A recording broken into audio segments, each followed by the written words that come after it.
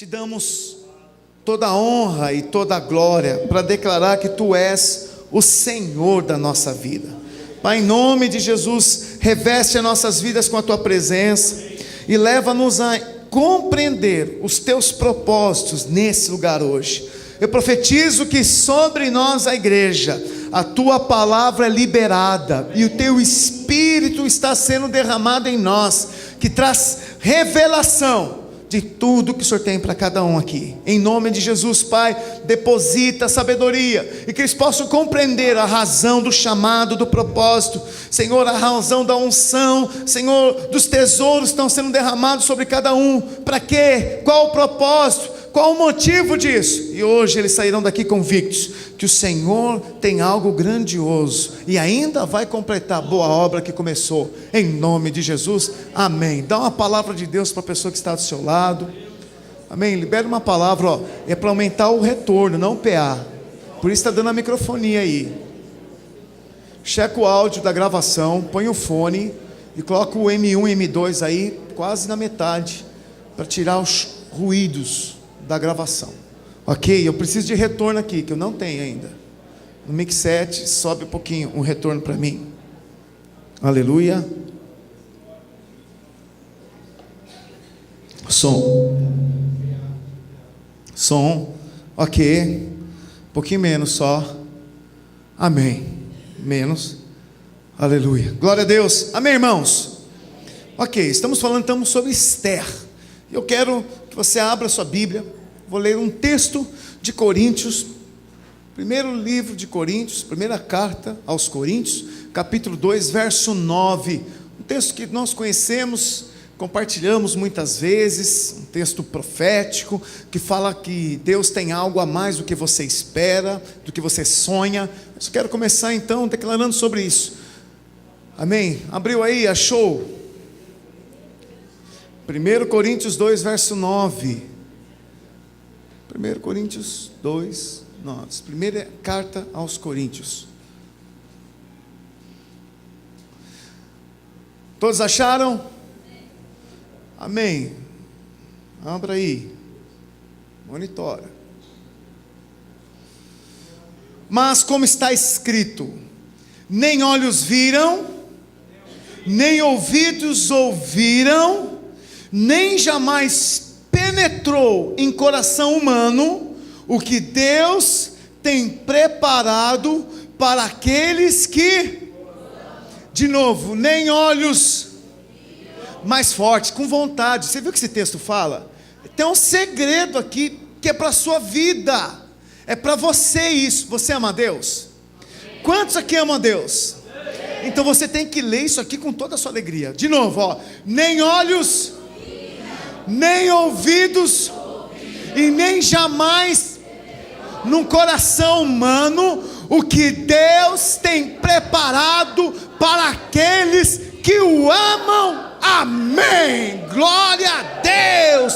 Deus tem algo grandioso para você, muito mais do que você sonha, do que você ouve, do que você vê, do que entrou no seu coração. Deus tem um projeto grandioso. Fala aleluia. Porque eu quero dizer isso para você? Porque às vezes nós vivemos como se Deus não tivesse nada para nós. A gente vem para o culto sem expectativa de nada, vai para casa após culto sem expectativa de nada. A única expectativa que eu tenho visto no povo esses dias é que o Brasil vença. Haja vista se você quase não infarta ontem. Passou mal, grudou, pegou o cachorro, jogou para o lado, falou para a mulher: fica quieta agora, presta atenção, é agora, segura, em nome de Jesus, segura essa bola, em nome de Jesus, na hora daqueles pênaltis. Como estava a sua, quando saiu o gol, quando ganhou do Chile, qual foi o tamanho da sua festa? Ganhou do Chile, pulou em cima da cama, celebrou, puxa, glória a Deus, até falar glória a Deus. Teve um cara lá que eu vi que, não sei o que aconteceu, ele soltou um palavrão e falou: Deus, ele soltou o palavrão e falou para Deus depois. Eu falei assim: olha que confusão na mente desse povo que não conhece a Deus. Mas havia um clamor no coração daquele povo, e no nosso que assistiu. Eu me incluo nisso. Eu fiz força e torci para que o Brasil ganhasse, como eu torci para o México perder hoje. Não quero encontrar aquele goleiro. Aquele goleiro é muito forte. Ele tinha que perder. Deus ouviu a minha oração. Estou brincando com você. Mas, irmãos, vem cá. Olha aqui para mim um pouquinho. Presta atenção, Letícia. Às vezes nós fazemos uma festa tão grande, e celebramos, e nos ajuntamos, e torcemos. Mas quando vamos fazer a grande batalha espiritual, e vencer o jogo hoje, no horário do culto, contra as obras do inferno, nós não fazemos festa quando o diabo toma um gol. Quando o diabo é batido, quando nós celebramos, nós temos até dificuldade de levantar o braço. Eu acho que você levantou muito ontem o braço. Vai! E aí chegou hoje, está com cãibra, não consegue levantar o braço. Pode ser. Vou te dar essa desculpa esfarrapada e fingir que acredito nela. Mas dizer para você, onde está a nossa expectativa de que Deus vai fazer algo além do que você ouviu, viu e penetrou no teu coração? Cadê a expectativa que Deus vai fazer no teu casamento, muito mais do que você ouviu, viu e penetrou no seu coração? Cadê a expectativa que Deus vai fazer nos seus negócios, muito mais daquilo que você viu, ouviu e penetrou no seu coração? Pois bem, vai acabar essa Copa e você vai voltar para os seus dias de glória, vendo o Corinthians jogar, vendo o Palmeiras, o Tricolor, o Peixe jogar, e a sua vidinha continuará a mesma, mas a grande vitória deve ser celebrada a cada dia de vida, porque Deus, Ele nos escolheu para vencer as obras do inferno. Você tem que entender essa promessa. Ele chamou você para vencer as obras do inferno, para desfazer as obras e se sobrepor às portas do inferno. Então, sobre nós repousa um propósito, um chamado, e nós temos compartilhado sobre isso, dando várias características, olhando a vida de Esther. Lembra a primeira dela? 3 domingos atrás? Qual foi? Alô? Que Deus não quer, mas quer obediência. O Senhor se agrada da obediência mais do que da formosura. Não é isso que falamos de Vaz? Qual é o nome daquela mulher? Vasti. Quem era Vasti? Era a rainha. O que aconteceu com ela? Foi destituída, perdeu o trono. Por quê? Por desobedecer e não querer obedecer ao seu rei. E depois nós falamos que Deus, o rei, que simboliza Deus, ele não te escolheu por causa do seu? Por causa do seu? Como era a vida de Esther? Ela tinha pai? Ela tinha alguém com problemas de alma, provavelmente? Amargura porque foi abandonada, ou não viu crescer sem os pais? Provavelmente tinha, Kes. Você já viu alguém que perde o pai e não tem dificuldade? Alguém que ainda é escrava, perde o pai, não pode ter a boneca que queria ter, não pode comer a comida que gostaria de ter. Você acha que é uma pessoa feliz? Você acha que é uma pessoa que está gozando a plena satisfação e alegria? Não, é gente sofrida. Mas Deus não se importa com isso. Quer dizer, Ele se importa, mas isso não é fator determinante na vida de Deus. Deus não te escolhe por causa do seu passado, mas escolhe por causa do teu? Por causa do seu? Deus tem um plano, e isso é o que importa. Fala para o seu irmão, Deus tem um plano e isso que importa. Fala, não interessa de onde vim. Se eu vim de Bacarena, se eu vim do Pará, lá daquele outro país, do Pernambuco. Da onde Pernambuco? Timbaúba? Vitor, teve uns que vêm de Timbaúba aqui. É Pernambuco lá, né? É. Você está disfarçando? É, Timbaúba. Pode vir alguma coisa boa de Timbaúba? Elias? Alane? Elias e Lane, timbaúbense. Quem nasce em Timbaúba, o que é? Peba.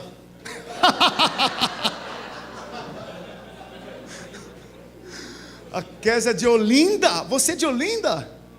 Olha, e o Taylor? Paulista. Paulistano, né? Que é de São Paulo, né? Paulistano, aleluia. Eu vim do interior de São Paulo, cada um veio de uma região diferente. Não importa de onde você veio, não importa o que você encontrou na sua vida, não importa quantas vezes você errou, não importa quantas vezes as coisas não deram certo para você, o que importa é que nem olhos viram, nem ouvidos ouviram, e nem penetrou no coração daqueles que amam a Deus, o que Deus tem preparado para você. Acabou. Esse negócio de ficar lá, ó vida, ó céu, a minha vida deu certo, estudei na escola, do estado, na prefeitura, lá na periferia, no morro, lá não sei na onde, perdi e repeti 5 vezes, não importa, o que importa é que aquele que começou a boa obra em nossas vidas, Ele é fiel para completá-la, vai completar, fala glória a Deus. Eu falei também que a unção que estava sobre a sua vida, ela atrai ao rei, e você deve passar 1 ano na unção, fala 1 ano no óleo, 6 meses na mirra, fala na mirra, e 6 meses nas especiarias, comendo um bom alimento, fala um bom alimento. Isso tudo faz parte do projeto de Deus, do processo para te colocar diante do rei, para alcançar o favor dele. E aí eu falei depois, fiquei aí, eu falei isso no segundo dia, e domingo passado, eu falei então, que você precisa alcançar o favor de todos os que estão ao seu lado, e isso aponta para suas linhas de discipulado. Falei de 3 tipos de pessoas que andam com Jesus, andaram com Jesus. Quem são elas? Primeiro, fala multidão. Fala, multidão não tem compromisso. A multidão está nem aí. A multidão quer que o culto acabe logo. Não dá para acabar logo esse culto, não. Não dá para logo. Olha, 10 para as 8, não é possível. Das 6 horas às 8 horas. Não dá. 2 horas de culto. Não dá. Ontem você ficou mais de 130 minutos sentado naquela cadeira, no banquinho, no chão, encostado, preso, sem se mover. Só para ver o Brasil ganhar. Comeu pipoca, velha. Ficou sentado, ficou apertado, que você deixou de ir no banheiro, só porque ia sair o gol, você nem ia para o banheiro, ficou segurando todo. Aqui é o seguinte, apertou qualquer coisinha, acho que um negocinho, eu vou lá no banheiro. Tem alguma coisa acontecendo dentro de mim, deixa no banheiro. Né? Ai, que vontade, ai, o ar está gelado, ai, deixa eu sair um pouquinho. Nem salivou, deixa eu tomar uma água. Nem, ai, está muito alto o som, deixa eu ficar no fundo. Não, está muito frio, agora deixa eu ficar na frente. Ah, não sei, eu vou chegar depois. Olha só como nós somos, diante de Deus, com toda transparência e sinceridade, damos mais valor para 22 pessoas correndo atrás de uma bola, do que para um Deus, que nos redime e nos abençoa a cada dia. É ou não é, igreja? Presta atenção, o nível de esforço que você faz. Tem gente que assinou os canais para assistir todos os jogos lá. Tem gente que comprou camisa do Brasil. Pode comprar, acho que é legal você ter mesmo. Tem que celebrar, acho que é o nosso país, né? Você se emociona, não se emociona quando eles cantam e acaba a música? E fica só o coral, o coro cantando lá o hino nacional? E aí você fica olhando, põe até a mão no coração. Mas é bonito. Arrepia ou não arrepia? Emociona ou não emociona? É o nosso país e o nosso Deus. E quando nós levantamos e declaramos que Ele é santo, e a uma só voz nós profetizamos: poderoso, poderoso, poderoso, poderoso és. Essa simples palavra faz um arrebento no inferno, muito mais que 10 vezes o seu hino do Brasil, del chichichilelele, de México, arriba la cucaracha, andale, andale. Muito mais, é essa única palavra exaltada na boca da igreja, diante do inferno. Fala aleluia. Fala, o meu Deus é poderoso. Aleluia. Mas nós perdemos o foco. Não celebramos o que é de verdade para ser celebrado. Não sou contra você celebrar. Olha, nós fazemos os jogos aqui no prédio. Vai ter jogo aqui semana que vem. Essa semana agora, né? Começou hoje. Né? É sexta-feira então. O jogo é aqui. Que horas que é o jogo? 5 horas, pode vir para cá às 4 horas, os jovens vão estar aqui, eu não vou estar nessa sexta. A gente põe aqui o telão, depois que acaba o jogo, a gente deixa passando lá as cenas do jogo, e a gente põe Fernandinho tocando, os jovens ficam pulando, dançando, tal, e o futebol lá. Só se o Brasil perder, que eu acho que vai ter que pôr, sei lá, acho que o Diante do Trono, né? Pai, meu Pai, ama, Pai, preciso de ti. Vai botar as músicas melancólicas, né? Vão ficar todo mundo quebrantado, porque o Brasil perdeu. Irmãos, para que Deus te colocou alegria, força, saúde, só para pular diante de uma tela? Será que toda a tua força não foi depositada na sua vida para que você possa viver bem os planos de Deus com significado, e não saber que você não foi criado do acaso, não foi uma cegonha que veio voando e pôs lá no bercinho da sua casa um dia um bebezinho, Rodriguinho? Não foi a cegonha que foi lá, não foi. Há um propósito de Deus na tua vida, há um propósito de Deus naquilo que você trabalha, há um propósito de Deus com aquilo que você lida, com seus colegas, amigos, há um propósito de Deus, e nós precisamos descobrir qual é esse propósito, para que nós tenhamos significado. Fala significado. Então, esses tipos de pessoas que eu falei de discípulos, os outros quais são? Seguidores ocasionais, aqueles que vão ter um limite. E por fim, os discípulos. Agora sim, eu entro para concluir, falando então que a unção tem um propósito. Fala, a unção tem um propósito. Olhando na vida da Esther, Deus vai, permite que Esther seja escolhida, uma menina que sem projeto, não estudou na melhor escola, não frequentava a melhor rede social, não tinha nem celular. Foi essa que foi escolhida para concorrer com as demais, que deviam ser todas mais preparadas, porque eram do próprio reino. Escolhe alguém que era escrava, e aí Deus levanta esta mulher e coloca diante do rei, e o rei fala assim: entra na minha presença. E ela alcança o favor do rei, e o rei coroa ela como rainha Esther. Deus tira ela então de todo esse enredo caótico, só para botar ela num trono, dar um cetro na mão dela, botar uma coroa na mão dela, e falar assim: agora você tem tudo isso aqui que você está vendo, ó, até onde chegar seus olhos, é teu. Pronto, Zé Fini, está resolvido o projeto na vida de Esther. Esther está resolvida aí, acabou, não tem mais nenhum propósito além disso. Você acha que é para isso? É para isso que Deus enriquece Esther, é para isso que Deus tira Esther de uma história ruim, coloca numa história agora que é invejada e sonhada por muitos. Qual o propósito disso? E tem um propósito, você vai ler comigo qual o propósito. É a mesma coisa você. Qual o propósito que Deus te deu essa roupa bonita?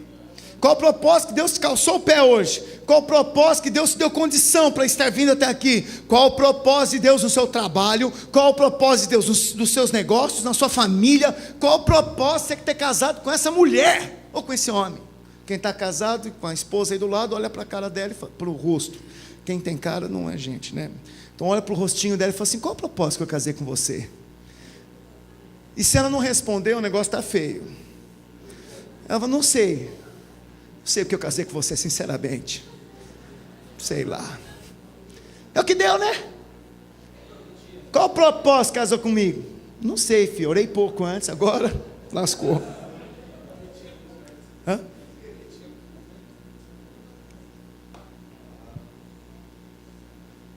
Para que Deus colocou você com essa condição financeira que você se encontra? Qual o propósito, Yudi, de estar no Brasil, Japoronga? Tem que saber, não? Qual o propósito, Brasil? Sayonara, Hajime. Qual o propósito?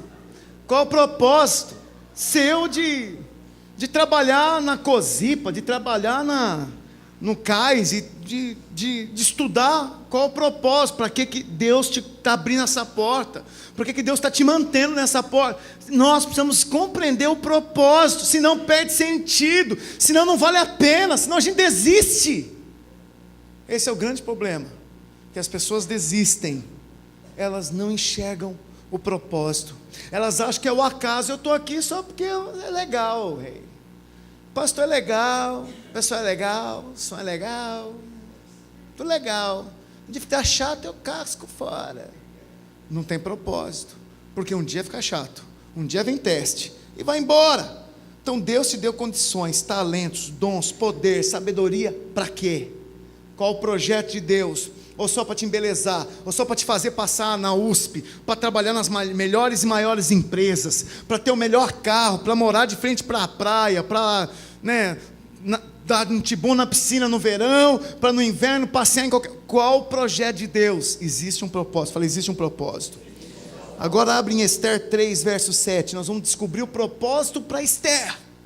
Havia um propósito em todo esse preparo, tirar Esther daquela história caótica e colocá-la na posição de rainha. Tinha um propósito que Esther não sabia. Amém? Where's the Bible? Bíblias? Vocês precisam trazer Bíblia, amém? Ok.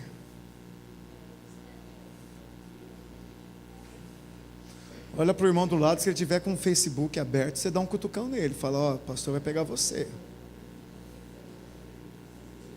Ok.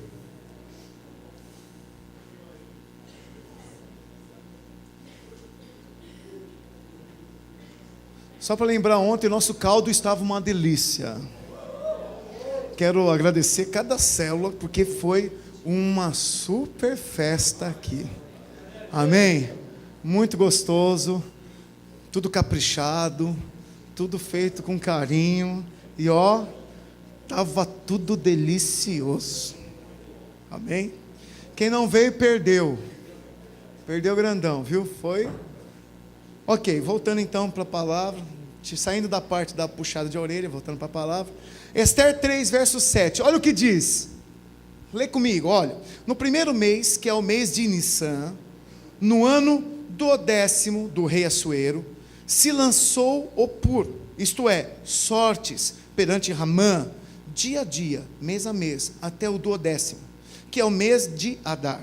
Então disse Ramã ao rei Assuero: existe espalhado, disperso entre os povos em todas as províncias do teu reino, um povo cujas leis são diferentes das leis de todos os povos, e que não cumpre as do rei, pelo que não convém ao rei tolerá-lo. Se bem parece ao rei, decrete-se que sejam mortos, e nas próprias mãos dos que executarem a obra, eu pesarei 10.000 talentos de prata, para que entreguem nos tesouros do rei. Então o rei tirou da mão o seu anel, deu a Ramã, filho de Amedade, a Gagita, adversários dos judeus, e lhe disse: essa prata seja tua, como também esse povo, para fazeres dele o que melhor for de teu agrado. Chamaram, pois, os secretários do rei, no dia 13 do primeiro mês, e segundo ordenou Ramã, tudo se escreveu aos sátrapas do rei, aos governadores de todas as províncias e aos príncipes de cada povo, a cada província no seu próprio modo de escrever, e a cada povo na sua própria língua, em nome do rei Assuero se escreveu, e com o anel do rei se selou. Olha a situação. Esse Ramã, ele bolou, estrategiou o genocídio, a matança em massa de todos os judeus. Ele, de uma maneira sutil, começou a falar: olha, os judeus, esse povo que está no meio nosso aqui, eles não seguem as leis do Senhor Rei, eles têm as próprias leis, e eles não dão ouvido às suas leis. Esse povo é muito numeroso, a gente deveria exterminá-los. E o rei falou: pode fazer. Olha a situação. Agora, verso 1 do capítulo 4.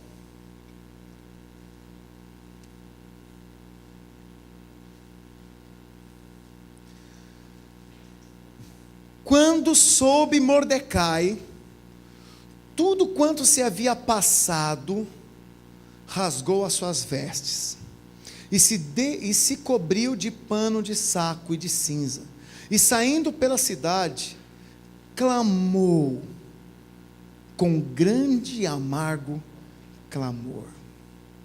Havia aqui então alguém, Mordecai, ele era quem? Tio de Esther. Ele ficou extremamente triste, por saber então que o povo dele seria exterminado, e esse homem tira suas roupas e põe vestes de saco, que representam o arrependimento e o quebrantamento. Ele veste as vestes de saco, e aí ele vai diante do palácio, e as pessoas não podiam se apresentar ao rei sem vestes adequadas. Ele vai diante do palácio para chamar, ele fez lá um manifesto, para pedir a clemência, pedir a Minerva, para pedir o livramento dessa decisão que eles estavam tomando de exterminar com o povo de Deus. Irmãos, e hoje nós temos vivido dias onde o diabo está arrebentando com as famílias, estão acabando com os nossos jovens, está se destruindo. Olha, nós vamos fazer a nossa conferência, o propósito é nós dobrarmos aqui, não é só para ser uma grande igreja jovem também não, é muito mais do que isso, é salvar esses jovens das trevas. Eles estão sendo lá enganados, prejudicados, suas vidas estão sendo roubadas, alegria, saúde. Irmãos, o diabo tem sapateado na vida desses jovens. E não é só do jovem não. Assiste-o lá, ó, corta para mim, só para você ver a situação que está o Brasil. Cada pecado, cada decisão, cada crime, dos piores. Mãe matando filho, enterrando o filho vivo, recém-nascido, deixando no lixo. É só histórias de dar horror, de assistir. Essa é a realidade do nosso Brasil, que não é um país, né, do futebol necas, ele é o país dos bastardos, porque você tem visto um monte de gente colocando filho no mundo, para entregar para o mundo criar. É o país da corrupção, ouvindo lá um dos estrangeiros falando: Brasil, povo amável, povo que nos recepciona com alegria, eles querem nos tratar bem, pena que é corrupto. Que esse país pudesse ser menos corrupto, que pudesse investir na saúde de fato, porque é um povo que merecia ter mais saúde. Celebramos agora a Copa, esquecemos, aonde estão as manifestações? Tem cinquentinha lá, ó. Cinquentinha reclamando o quê? Está todo mundo envolvido com o jogo, está todo mundo envolvido com esse clima de Brasil, está todo mundo festejando, enquanto tem gente morrendo de fome, enquanto nada se muda na sua casa, nada muda na tua história, ou Deus te uniu com essa pessoa sem nenhum propósito, ou Deus te deu esses filhos por acaso, sem nenhum propósito, ou Deus te deu essas lutas sem nenhum propósito. Há um propósito, e nós temos que aprender a levantar um clamor diante de Deus, para mudar a situação da nossa casa em primeiro lugar, para mudar a situação dos nossos filhos em primeiro lugar. Deus tem te dado sabedoria, te colocado num lugar abençoado, para que você saia daqui capacitado para mudar a sua família, para que você saia daqui disposto a derrubar outras dificuldades, que são maiores do que você tem enfrentado hoje, porque a vida não é só bonança, não é só água de coco lá no canal 4, nossa vida, ela é mais composta de crises e lutas do que dias de alegria. Como foi em Esther, também é na nossa. E aí Deus te coloca e te dispõe de talento, sabedoria, estratégia, unção, poder no Senhor. Se você soubesse o poder que está nas suas mãos quando você levanta para orar. Família, se você soubesse o poder que está nas suas mãos quando o marido e a esposa oram junto pelos filhos. Se seus filhos estão dando problema, orem, jejuem, levante um jejum por eles. Você vai ver que Deus vai operar. Qual foi a última vez que você jejuou pelos teus filhos? Qual foi a última vez que você jejuou pela tua esposa? Qual foi a tua vez que você jejuou pelo teu marido? Jejuou pelo seu trabalho? Qual foi a última vez? Ou você é daqueles que só perdem para jejuar por você? Aqui tinha um homem que viu a situação e não se conformou, levantou um clamor. Pois bem, cadê o seu clamor diante de Deus para mudar a história da sua casa? Cadê o seu clamor diante de Deus para mudar a história dos seus negócios, para as coisas fluírem, para as coisas darem certo? Você está me ouvindo? A indignação tomou conta da vida de Mordecai. Cadê a tua indignação? Cadê as suas vestes de saco? Cadê você bater no peito e falar assim: Deus, não me importa ganhar o mundo e perder minha casa. Deus, eu quero ver meus filhos, eu quero ver meu esposo, minha esposa, eu quero ver meus pais salvos, porque o maior projeto de Deus está dentro da nossa família. Igreja cheia de famílias sadias é uma igreja sadia, sabia? Cidades cheias de famílias sadias é uma cidade sadia. Ouça aqui, o número de evangélicos tem crescido a cada dia. Em Santos, dizem que está perto de 10% a população evangélica. São Vicente é mais que 30%. Por que os crimes não diminuem então? Se aumenta o número de crentes, por que não abaixa o homicídio? Por que não abaixa o latrocínio, os roubos, os estupros? Por que não abaixa? Porque está cheio de crente picareta, que só quer enricar, que só quer andar no carro do ano, mas não paga preço pela sua família. Está cheio de crente casando de novo, segunda vez, terceira, quarta vez. Está cheio de crente vivendo num padrão fora do padrão de Deus. Porque a palavra de Deus é que a família, ela é a estrutura, a unidade da salvação. Crê no Senhor Jesus e será salvo tu. Será salvo quem? Tu. A sua casa. Deus está olhando a sua casa. Deus está preocupado com a sua casa, sim. E Ele vai mexer. Só você levantar um clamor. Porque foi o que essa mulher fez. Verso 7, olha aí.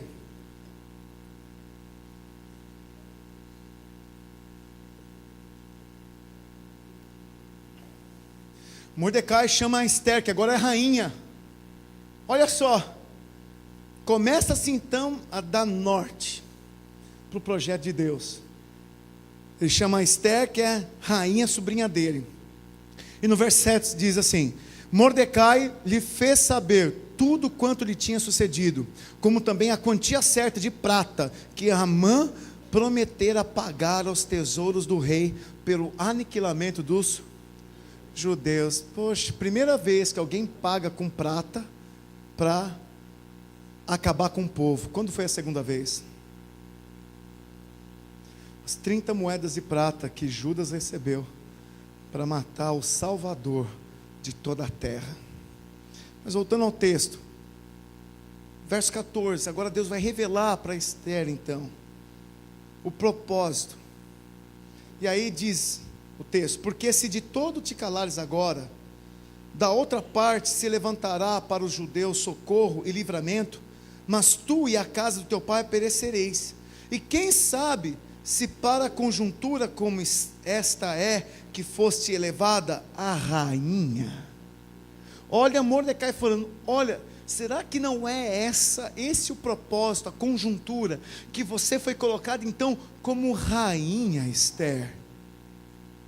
Então Esther descobre o propósito que ela foi levantada a rainha: salvar almas, salvar vidas, livrar as vidas da morte, livrar as vidas da perseguição, livrar as vidas do genocídio, de toda a obra. É para esse propósito. Por que Deus te colocou casado com o santo Taylor Kese? Para salvar vidas.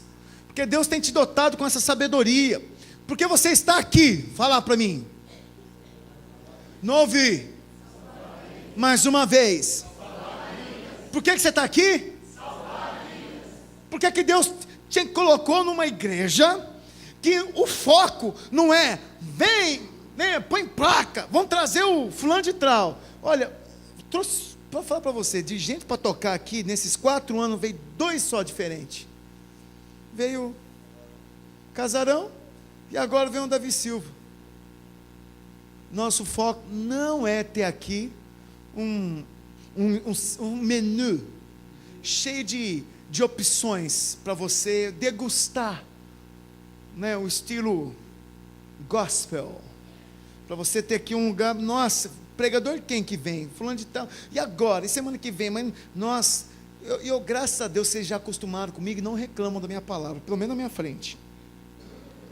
Mas eu lembro que quando eu vim de uma igreja, que quando chegava aniversários da igreja, a gente, nossa, é a semana do aniversário, vai vir fulano de tal, esse grande pastor vai chamar o pastor tal de tal igreja. Nossa, até que enfim uma comida nova, né? Um macarrãozinho, esse arroz e feijão. Desculpa, mas para mim essa palavra é muito mais que um arroz e feijão.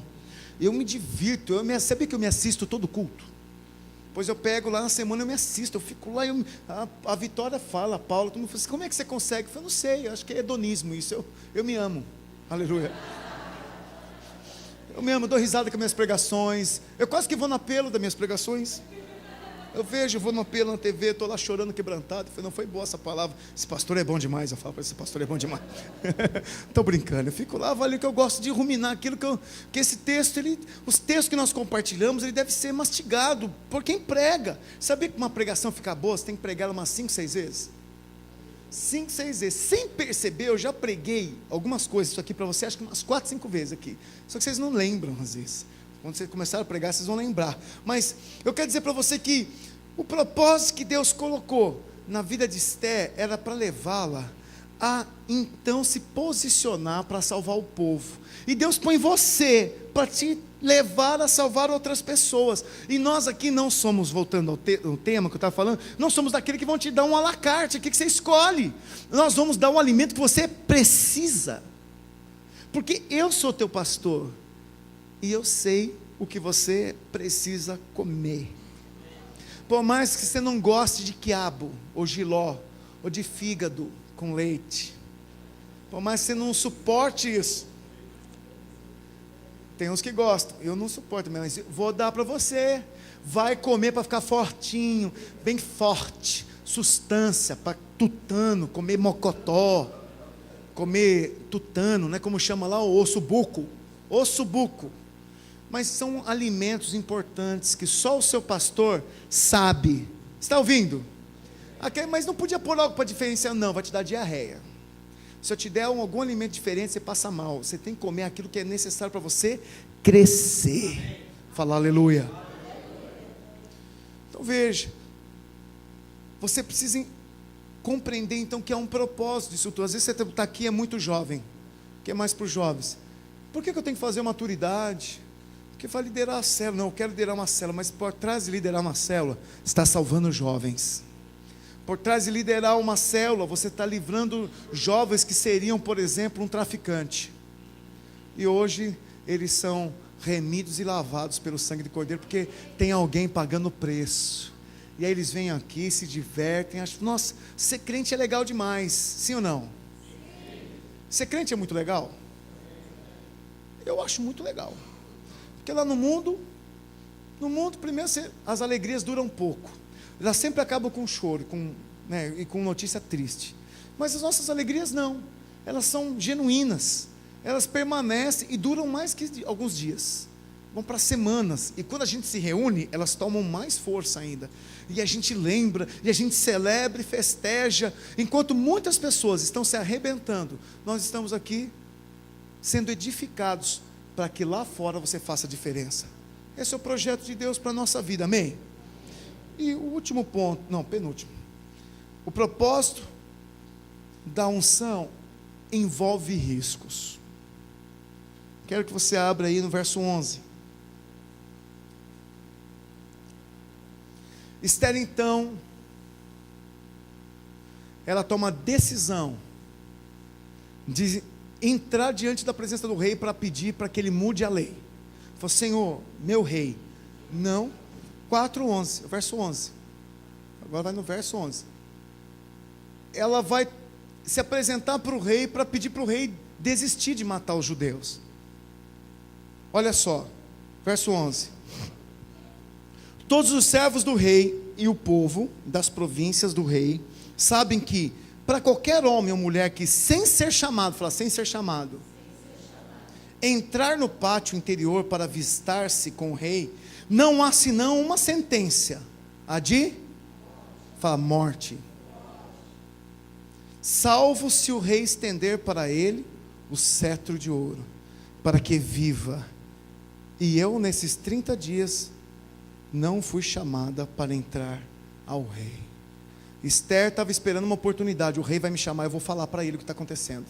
O rei vai me chamar, e o rei não chamou.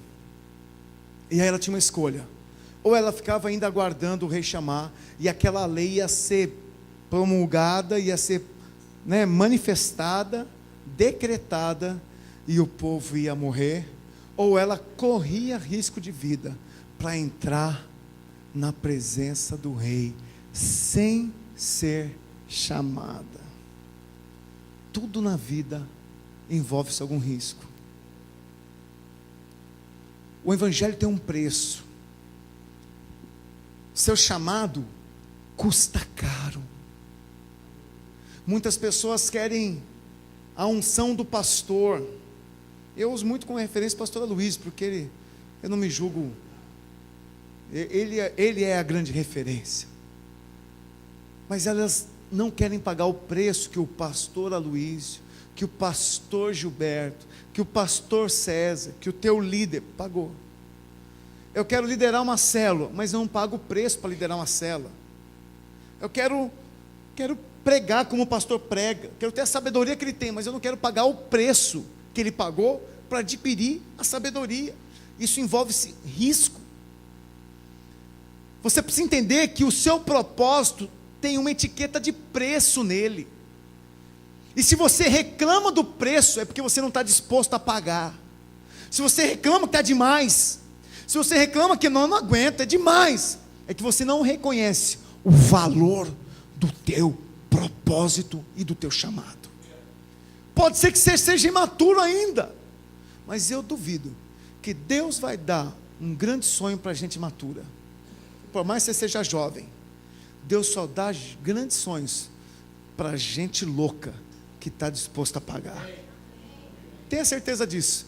Se você não está disposto a pagar o preço, é porque o propósito para você não tem valor. É porque o chamado, o que Deus tem para fazer na sua vida, não vale a pena aos teus olhos. Porque, pensa bem comigo, eu gosto de carro. Quantos gostam de carro aqui? Oh, aleluia. Quantos gostam de uma boa comida? Você é mais, né, Janeiro? As mulheres, quantos gostam de uma boa bolsa? Ia levantar a mão. Uma boa bota agora, inverno, bota. Né, Kézia? Quantos? Opa, eu chamei? As mulheres, quantas mulheres gostam de uma boa bota? Ok.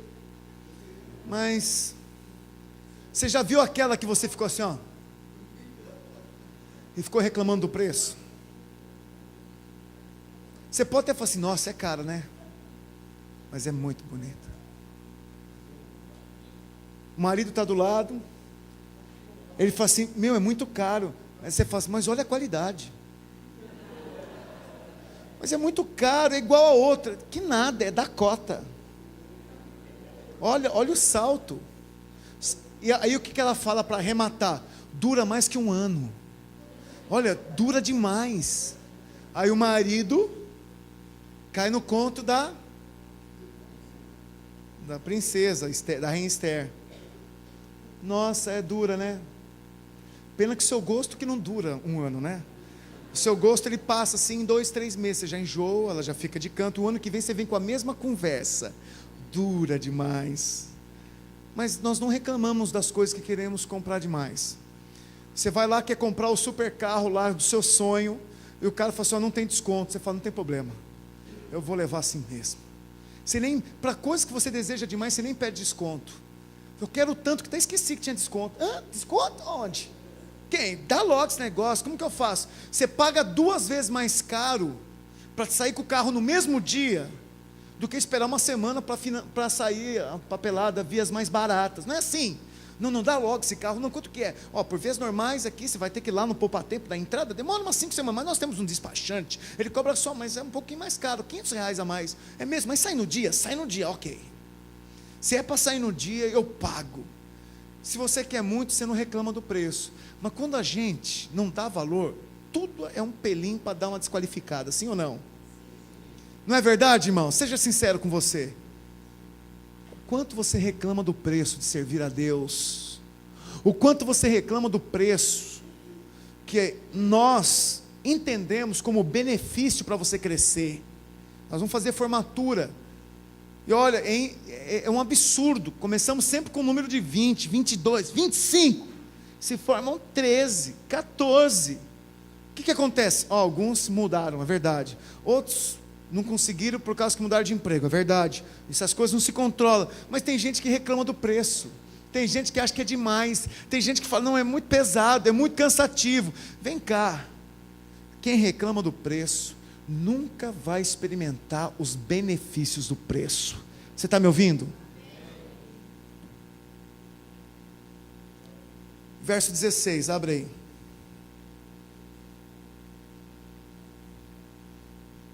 Pode pular, vai para o verso 1 do capítulo 5. Vou pular um textinho aqui só para ficar dentro do horário aqui com você. E eu quero então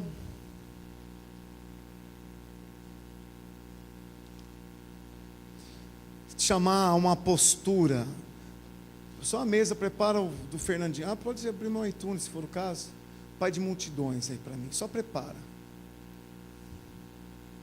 Mas tem uma atitude firme até o fim. Olha só, verso 1 do capítulo 5. Ao terceiro dia, Esther se aprontou. Ela ia entrar lá, irmãos. Com seus trajes reais, se pôs no pátio interior da casa do rei, defronte da residência do rei. E o rei estava assentado no seu trono real, fronteiro à porta da residência. Pensa, o rei sentado no trono, e ela se arruma, ela vai então entrar, sem ser chamada. Quando o rei viu a rainha Esther parada no pátio, alcançou ela o favor perante ele. Estendeu o rei para Esther o cetro de ouro que tinha na mão. Esther se chegou e tocou na ponta do cetro. Então lhe disse o rei: que é que tens, rainha Esther? Ou qual é a tua petição? Até a metade do reino se te dará. Aqui tem outro segredo. Você tem que ter ousadia para pedir o que tem clamado o teu coração.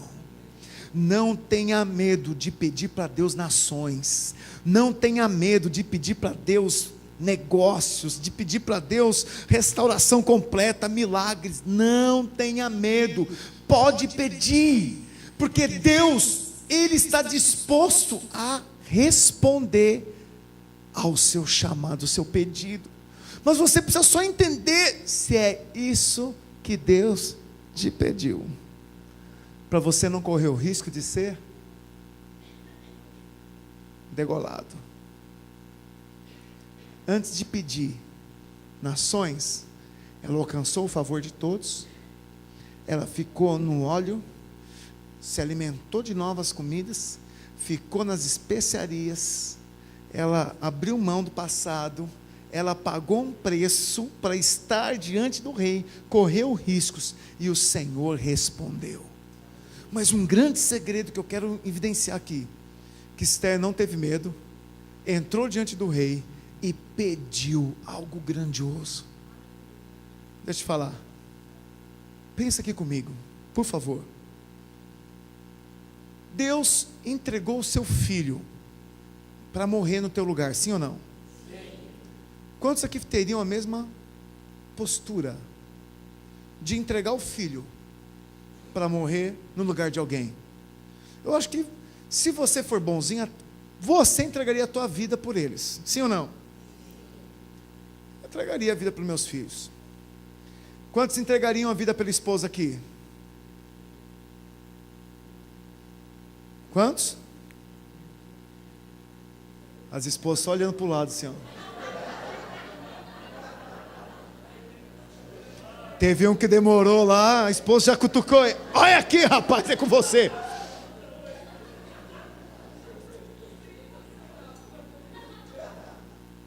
Sabia que isso é requerido do esposo? Dar a sua própria vida como Cristo a entregou pela igreja? Agora, não é requerido a mulher morrer pelo marido, mas eu tenho certeza, quantas mulheres aqui morreriam pelo seu marido?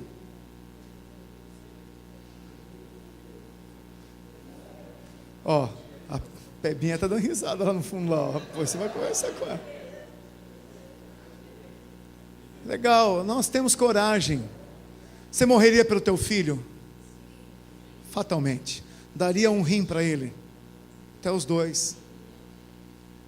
Faríamos loucuras pelos nossos filhos, sim ou não? Mas por quem você daria a vida do teu filho? Eu duvido que você daria por alguém. Você daria a sua vida do teu filho para o vizinho?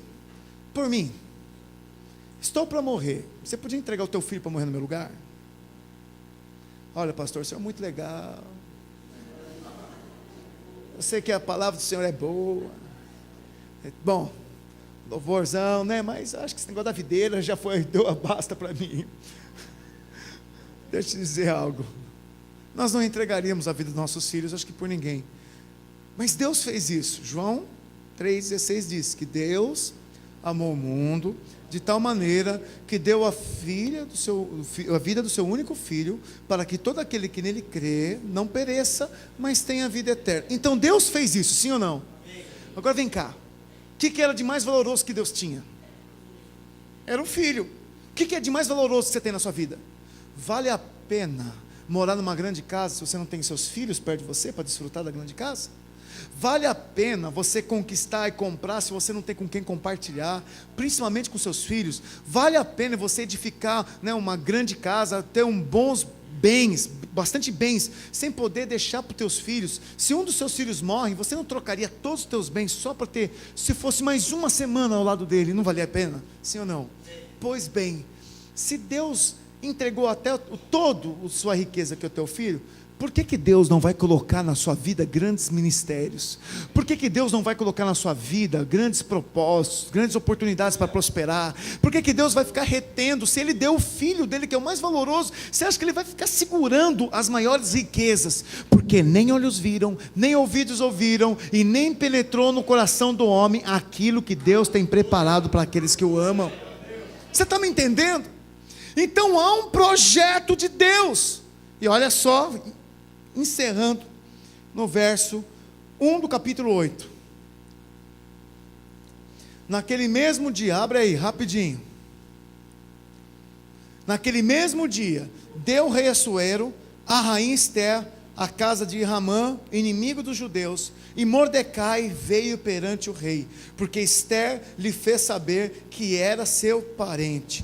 Tirou o rei o seu anel, que tinha tomado a Ramã, e a deu a Mordecai, e este pôs a Mordecai por superintendente da casa de Ramã. Falou mais Ester perante o rei, e se lhe lançou aos seus pés, e com lágrimas lhe implorou que revogasse a maldade de Ramã, o agagita, e a trama que havia empreendido contra os judeus. Estendeu o rei para Ester o seu cetro de ouro. Então ela se levantou, pôs-se de pé diante do rei. Verso 8, e ele disse: escrevei, pois, aos judeus, como bem vos parecer, em nome do rei, e selai-o com o anel do rei, porque os decretos feitos em nome do rei, e que com o seu anel se selam, não se podem revogar. E ela salvou todo o seu povo daquele grande genocídio. Olha que interessante. Quando alguém que você cuida avança, você vai junto.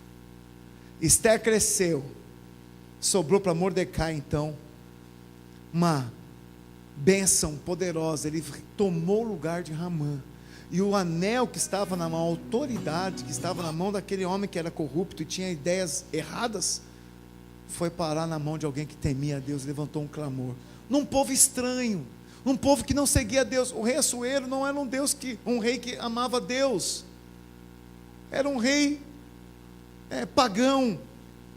Mas não importa se a sua empresa então tem lá um diretor pagão, se você está envolvido num negócio onde as pessoas não temem a Deus, você vai prosperar só pelo fato de você estar perto de alguém que está crescendo e prosperando.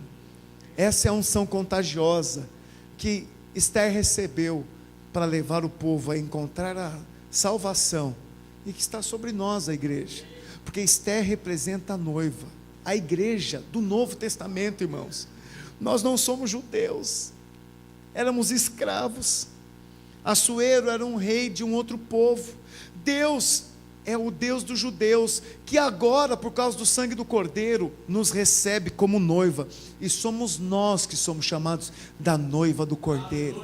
Não é o judeu, não são os outros povos, são aqueles que fazem parte do corpo de Cristo, eles que são a igreja, a noiva do Cordeiro. Você está me ouvindo? Então, ó noiva, o que tem clamado o teu coração nesses dias? Toma coragem, se apresenta diante do rei, porque ele vai estender o cetro sobre a sua vida. Vamos ficar de pé, aleluia. Quero só orar por você com isso. Encerro aqui o nosso estudo de Esther rapidinho, mas quero orar por você e pedir para você crer no propósito. Põe de baixinho essa música para mim então. No propósito que Deus tem para a sua vida. Quantos de vocês às vezes não despertaram para isso? Eu estou na videira aqui, estou aqui, vou na célula, mas é porque é legal. Vim para o Brasil porque é legal, Japão. Não tem nada legal, Japão, Brasil. A única coisa legal que tem aqui é um povo de Deus, que ama a presença do Senhor. Qual o projeto de Deus para a tua vida? Saiba que tudo que você tem vivido hoje faz parte para te lançar. Olha, se não me engano é Salmo 126 ou 127 que diz que os filhos são como flechas nas mãos do arqueiro. Você já parou para pensar como funciona uma flecha num arco? Ele primeiro coloca a flecha no arco, sim? E aí ele aponta, e antes de ele soltar a flecha, o que ele tem que fazer? Puxar. E o que é esse puxar a flecha? Primeiro é retroceder. Eu estou numa posição, eu tenho que aprender a descer um nível, eu tenho que aprender a abrir mão. Gente que não quer abrir mão de posição, gente que não quer abrir mão de situações, gente que não quer abrir mão de que já conquistou, não pode ser lançado como flecha, porque para uma flecha ser lançada, obrigatoriamente tem que dar um passo para trás. Às vezes vai ser necessário recuar. Eu vou te falar, eu já experimentei muito disso na minha vida. Você nunca vai receber nada sem antes não tiver dado. Nós brigamos por posição, brigamos por títulos, brigamos por espaço, brigamos porque queremos fazer o que já sabemos, mas é requerido abrir mão para você poder avançar. É assim nos negócios, é assim no trabalho, tem que aprender a abrir mão para ser lançado. E é o seguinte, ele te retrocede, e junto com essa ré que você dá, junto com esse caminhar para trás, que supostamente é para trás, o que Deus está colocando sobre você na sua vida? Pressão. A pressão do arco, ela vai gerar você estirpe nobre. Nessa hora você pode escolher, quebra a flecha, estoura, ou é lançado. A pressão vai vir para te dar dois rumos, ou você vai quebrar no meio, ou você vai ser lançado. A pressão na flecha ela vai essa atração, esse ambiente que é interno e é externo, é a atmosfera externa e é dentro de você, lutas, vai colocar poder. E a atração que você vai ser submetido é a medida correta e na gota para você poder alcançar o seu objetivo. Porque há um alvo para você lá na frente. Há um alvo para você lá na frente. Há lá na frente um projeto que Deus vai te colocar lá. E você tem que aprender a suportar a pressão que vem sobre você, para que você não rompa e deixe de alcançar o objetivo. Agora, detalhe, é a flecha que determina para onde ela vai ser lançada. É a flecha que fala assim, não, eu vou acertar aquele. Quem define é quem está jogando pressão. Quem define é aquele que está esticando. Por isso que ele diz que os nossos filhos, eles são como flechas nas mãos do arqueiro. E vou te falar, eu faço questão de estender ao máximo o meu ministério, porque vocês são meus filhos, vão me ultrapassar. Tenha certeza nisso, e vai ser grande o negócio, porque eu só tenho 40. Ainda tem até os 70 para mim poder produzir, porque até os 70 dá para produzir. A Bíblia diz que o que passa dos 70 é canseiro e enfado. Então eu tenho 30 anos de ministério no fogo de Deus, aleluia. Então olha, com 40 nós já chegamos aqui, já em 2 cidades aqui da Baixada Santista, em Itanhaém e Santos. Só lá teve 11 visitantes na cidade de Mongaguá essa semana. As coisas vão arrebentar, irmãos. Está vindo Sidney e Fernanda, líderes que eram lá de Itanhaém, vão vir aqui, começam a semana que vem com a gente, congregar aqui. Nós vamos passar um alvo para eles, alguma cidade, para edificar uma igreja para a gente lá. E olha só, Deus alinhando propósitos, alinhando circunstâncias, por mais que seja às vezes crises, dando um passo para trás, mas você vai alcançar o alvo. Creia nisso, creia nessa palavra, que seja uma palavra rema para você, amém? Saia daqui convicto que os alvos que Deus tem para a sua vida, você vai alcançar, você vai tomar posse. Qual tem sido os seus alvos? Quais têm sido os seus sonhos? O que mais você tem pedido? Uma família restaurada? Uma oportunidade de crescimento financeiro? Tem passado apertos? Isso é fichinha para um Deus que deu o seu filho por nós. Deus vai restaurar, Deus vai mover as águas, Deus vai abrir celeiros, Deus vai abrir portas, Deus vai confirmar, vai dar mais motivação, Deus vai dar mais estratégia, porque o projeto de Deus é te fazer conquistar grandes coisas. Quantos creem nisso? Aleluia. Feche seus olhos então. Essa música, ela diz que você vai ser pai de multidões. Você vai ser pai de multidões. Fala de um chamado. Eu queria que você colocasse no começo para mim, Deus, por favor. Eu queria que você então ouvisse essa música, mas com o coração focado em Deus, falando: Deus, mostra para mim com mais clareza aonde é que o Senhor quer me levar, qual o projeto que o Senhor tem para a minha vida. Se você está confuso, por que você não procura ajuda? Fala com teus líderes, marca com teu pastor. Fala: eu queria entender mais, pastor, eu não tenho significado ainda, não entendi propósito, sabe? Esther também não tinha consciência do que estava escrito para ela, mas ela simplesmente confiou em Mordecai, que era o tio, alcançou o favor de Agai, que era o eunuco, andou no conselho deles, e ela então foi coroada rainha. E olha, ele era a preferida do rei, porque quando ela entrou, ele falou: o que queres, Esther? Qual é o teu pedido? Que se me pedires até metade do meu reino, eu te dou. Olha só, eu quero que você leve o seu coração. Oh Jesus,